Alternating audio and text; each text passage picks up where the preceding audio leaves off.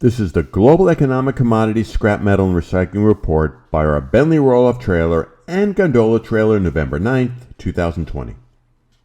U.S. weekly crude steel production rose to 1.557 million tons as slow U.S. and global growth continues. Crude oil price rose to $37.14 a barrel on continued slow global growth. The U.S. weekly oil rig count rose to 226, the highest in months, but still down a huge 86% from the 2014 high as growth continues slowly. The U.S. weekly crude oil production fell to 10.5 million barrels per day, near a 10-month low as slow global growth continues. Scrap steel number one, HMS export buying price Philly, was steady at $225 a gross ton on a good balance of supply and demand. Scrap steel number one, HMS price was steady at $244.33 a gross ton on limited upward price pressure. Hot rolled coil steel rose slightly to $34.43 per hundredweight, with slowing U.S. and global growth and with the COVID deaths at record levels in areas. Copper price rose to $3.15 a pound, near the multi-year high on China's ban of Australian copper imports. Aluminum price rose to 85.3 cents per pound, an 18-month high on China's increase in demand.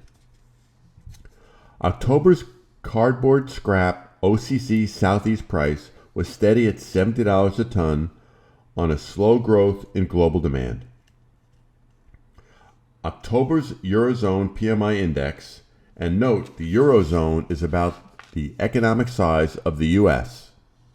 The index itself rose to 54.8, the steepest expansion since July 2008 as output accelerated to a 2.5-year high. But COVID deaths are up and accelerating in the Eurozone. October's Canadian new jobs fell to 83,600 from 378,000 in September as self-employed people increased for the first time since the COVID crisis and as growth stalled in transportation, warehousing, and construction. October's U.S. new jobs fell to 638,000, which is big, but the smallest gain since the recovery started. The biggest gains were in leisure, hospitality, services, retail, and construction. New jobs remain a serious problem. Over 22 million jobs were lost with COVID, and only 12 million have been recovered. October's U.S. unemployment rate fell to 6.9%, which is great and shows a great trend, but the government's own data says it's really about 0.3% higher, so really 7.2%. The upside is great as jobs come back. October's U.S. total vehicle sales fell to 16.2 million annualized, which is good, but off the 2017-2018 highs. Some vehicles are still in short supply, which is hurting sales. The U.S. Federal Reserve rate was kept at 0 to 0.25 with a commitment to keep interest rates low. The Fed will increase holdings of treasuries and mortgage-backed securities to sustain smooth markets and help foster accommodative financial conditions. They warn, though, that COVID will weigh on economic activity and poses a considerable economic risk. October's U.S. IBD economic index rose to 55.2, the highest since February. People felt positive about personal financials and federal policies.